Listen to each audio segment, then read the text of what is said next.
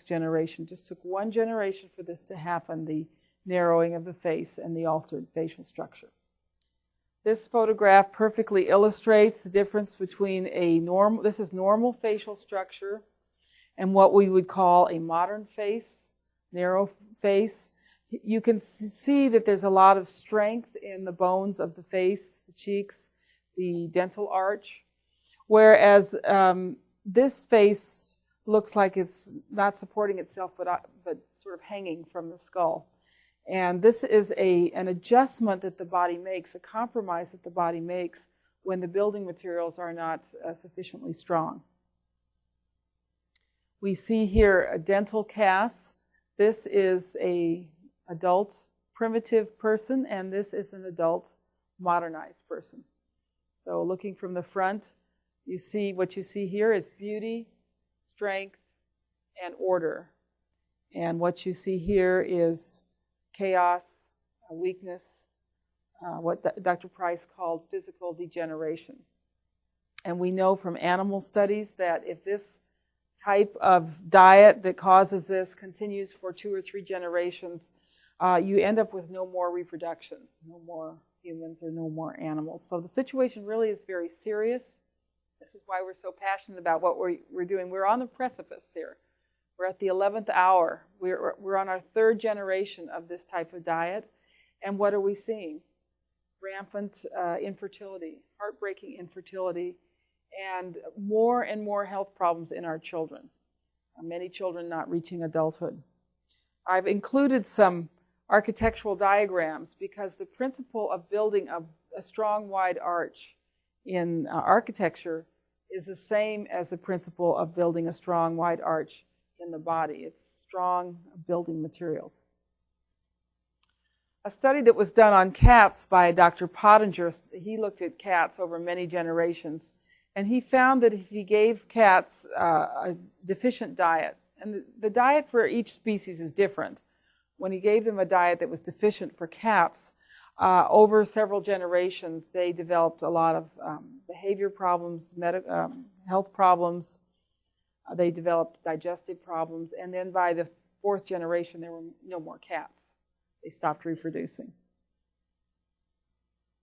So this is what the typical dentist sees in his practice today. All of these deformities, and the dentist might say it's due to thumb sucking, or it's because you didn't breastfeed, or because heredity, but it's none of these. It's really what causes this is poor nutrition leading up to pregnancy and in the womb.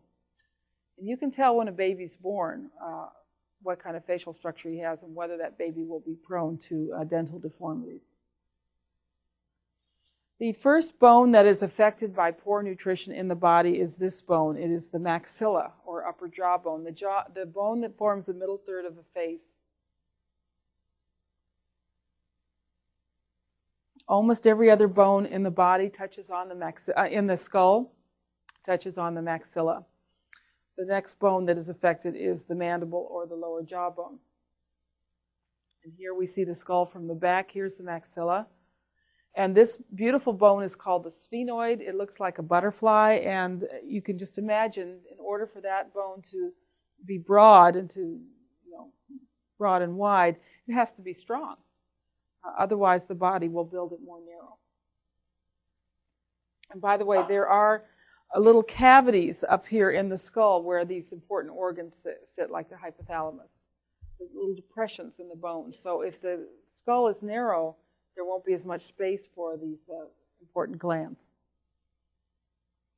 So I'm going to finish this rather lengthy introduction with a few pictures of my own. This is an American woman who was born in the southern United States in the 1920s.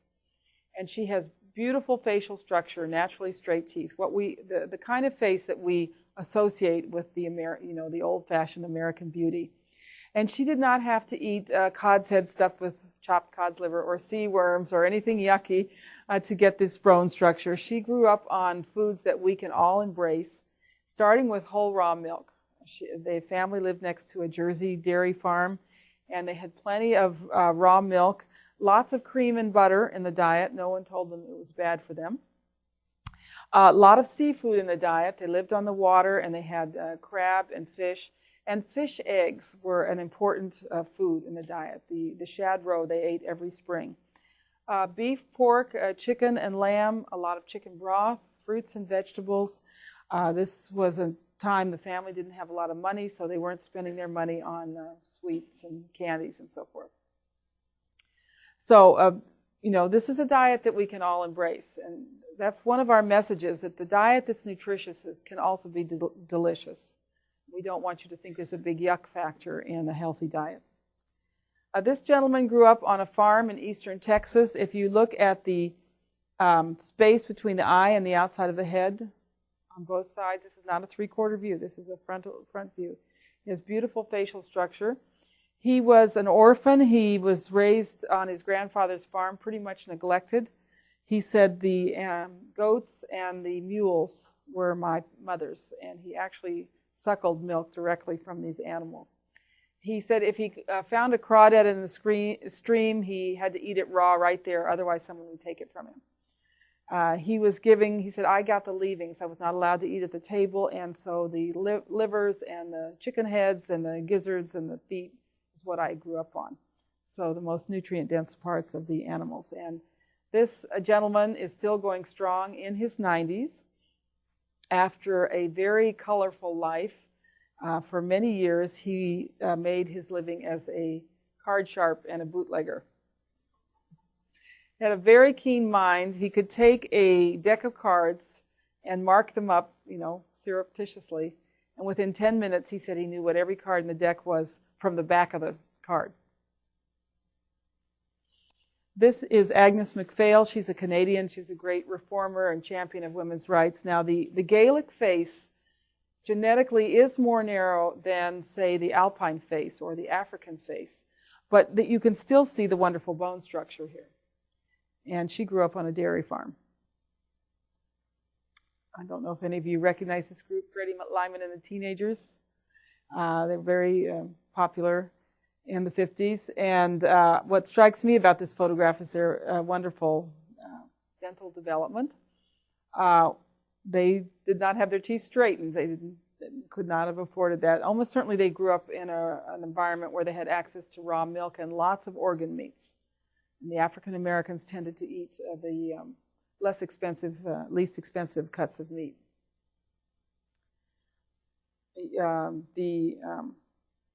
What I want to say here is you can't go into a high school today in the United States and find 5 young people with naturally straight teeth like this if they're born in the United States. This kind of dental structure, which was normal even in the 50s, has disappeared. The Temptations, a generation later, may have had their teeth straightened and whitened, but can you see this change in facial structure? It's this underdevelopment of the middle third of the face. And we know that if you continue this kind of diet for another generation or two, you have no more reproduction. I love this photograph from 1910. Now, these are athletes. One of them has a narrow face, so that he's the exception. Everyone else has beautiful facial development. Look at the high cheekbones. This is a European American. This is a Native American. The Native Americans were eating buffalo guts and foods that we don't like, But the European Americans have equally good bone structure, and they were eating raw milk, meats, organ meats. A lot of organ meats in those days. Now today, if you take a photograph like this, even a photograph of athletes, it's the reverse. You may have 2 or 3 with excellent bone structure, usually not born in the United States, born in the Caribbean or someplace like that, and all the rest have compromised or narrowed facial structure. Here's a famous person. Elvis was very handsome, but he had a narrow face compared to his parents. Look at their facial structure. So the diet that we had in this country up to the Second World War, in general, supported good physical development. Here we have some Latin American children. They probably from a very poor village. We would say that these children were deprived. And yet they have the greatest gift that any human being can have, and that is normal physical development. They probably grew up on kind of a plant-based diet, rice and beans, but certainly they had access to raw milk, especially goat milk. If they did eat animal foods, it was usually the organ meats. And they probably had access to seafood as well. The modern westernized child tends to have a very narrow face. Most of them need braces to straighten their teeth. They are plagued with allergies and asthma. How many of you work in schools today? What are you seeing? Yeah. Lots of overdevelopment, overweight, right? Lots of asthma, learning disabilities, behavior problems. We have an epidemic on our hands, and it's the children who are paying the price. The narrow face has become so commonplace that we think of this as normal. These are fashion models. Now, if this is where you ended up, and it's where I ended up, I needed braces, I was very unhealthy growing up, it doesn't mean it's hopeless. You can't change your facial structure, but you can definitely regain your health using the same dietary principles. So I don't want you to feel that there's nothing that can be done. The good news is that the trend towards the narrowing of the face and the physical degeneration can be reversed. And this beautiful woman was born to a mother who had a narrow face, who had a lot of health problems. And when she was a teenager, her family moved to a place where she was near a dairy. And she had access to raw Guernsey milk. And she also they had a little bit more money. And she said she often went out with her friends for lunch. And she couldn't afford the most expensive things on the menu. So she ended up ordering liver about 3 times a week. So she ate a lot of liver as a teenager. And then gave birth to this beautiful girl with naturally straight teeth, who very healthy, very intelligent, very healthy. And my story is similar. When I was a young woman, I went to France to learn to speak French. I went to school in France. And when I was in France, I discovered a food I had never eaten before. And that food is called pâté.